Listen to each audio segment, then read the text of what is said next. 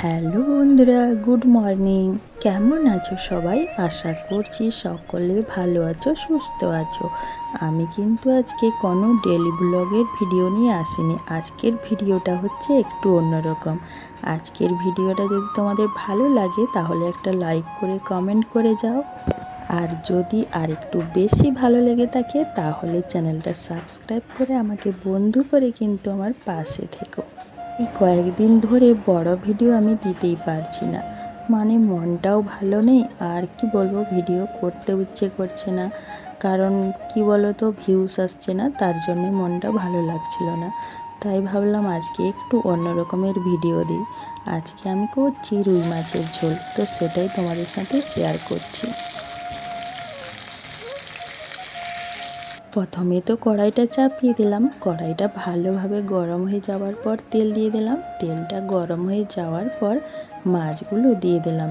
হ্যাঁ, আর অবশ্যই মাছগুলো ধুয়ে কিন্তু আমি লবণ হলুদ মাখিয়ে নিয়েছিলাম। তারপর দেখো মাছগুলো ভাজা হয়ে যেতে নামিয়ে নিলাম। তারপর আর একটু তেল দিয়ে পেঁয়াজ দিয়ে দিলাম। পেঁয়াজের সঙ্গে আলুও দিয়ে দেবো, যাতে আলুগুলো ভাজা হয়ে যায়। আমি যেটুকু জানি, যেভাবে রান্না করি সেটাই তোমাদের সাথে শেয়ার করলাম। জানি না ভালো হয়েছে কি খারাপ হয়েছে। আমার তো মনে হয় এইভাবে রান্নাটা করলে আমার খেতে ভালো লাগে, তাই আমি এইভাবেই রান্না করি।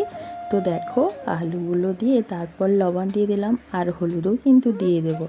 দিয়ে ভালোভাবে আলুটাকে আর পেঁয়াজটাকে একসাথে ভেজে নেব। তারপর মশলা দিয়ে দেব। এই মশলাতে আছে জিরে, আদা, রসুন আর পেঁয়াজ বাটা একসঙ্গে বেটে নিয়েছিলাম। তারপর দেখো মশলাটা দিয়ে দিয়েছি। মশলাটা এখন ভালোভাবে ভেজে নেব আলুর সঙ্গে। আমি জানি না ঠিকভাবে গুছিয়ে কথা বলতে পারছি কিনা। আমি কিন্তু ঠিকভাবে গুছিয়ে কথা বলতে পারি না, তো যেভাবে কথা বলছি সেইভাবে তোমরা মানিয়ে নিয়ে আমার ভিডিওটা দেখো। তো দেখো ভাজা হয়ে এসেছে মশলাটা, এখন আমি জল দিয়ে দেব।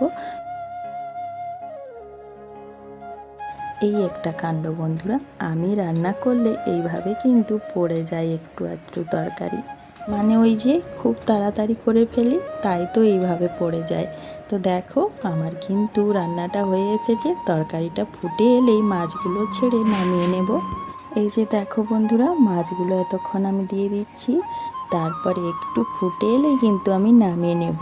আর হ্যাঁ বন্ধুরা, অবশ্যই কিন্তু একটু গরম মশলা দিতে হবে, না হলে তো ভালো লাগবে না, তাই না বলো? এই দেখো নামিয়ে নিয়েছি।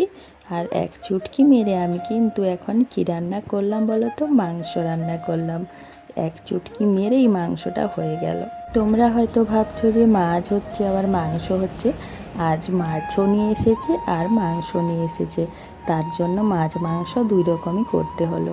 তো রান্না বান্না কমপ্লিট করে গ্যাসটা আমি মুছে নিলাম। আর আজকের ভিডিওটা এখানেই শেষ করলাম। সকলে ভালো থেকো, সুস্থ থেকো আর সাবধানে থেকো।